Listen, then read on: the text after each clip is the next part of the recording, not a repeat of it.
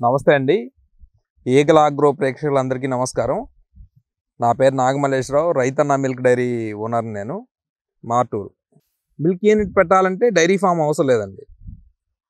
రైతు వారీగా ఎవరైతే ఇప్పుడు మనం ఒక ఏరియాని ఎంచుకుంటామండి.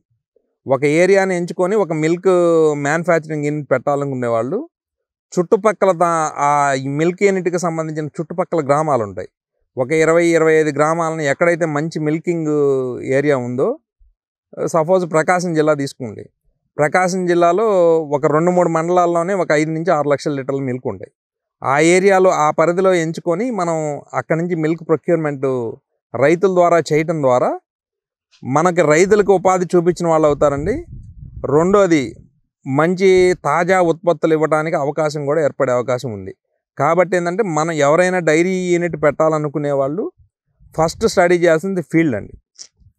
ఫీల్డ్ లెవెల్లో ముందు స్టడీ చేసి ఫీల్డ్ లెవెల్లోకి వెళ్ళిన తర్వాత వాళ్ళ విధానాలని అక్కడ ఎలా ఉంది, గ్రౌండ్ రిపోర్ట్ ఏందనే దాన్ని అన్నీ స్టడీ చేసిన తర్వాత మంచి ఏరియాని సెలెక్ట్ చేసుకొని మనం డైరీ పెట్టాలి.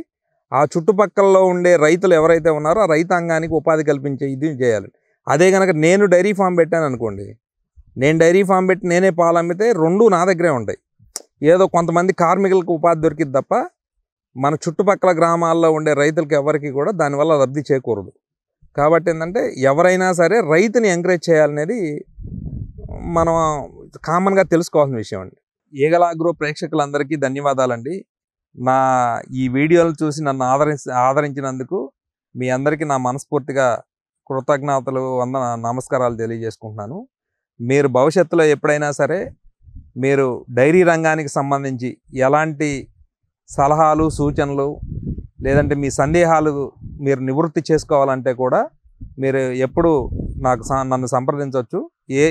మీకు ఎలాంటి సహాయ సహకారాలు అందించడానికి కూడా నేను సిద్ధంగా ఉన్నానని మీకు తెలియజేస్తూ నమస్కారం.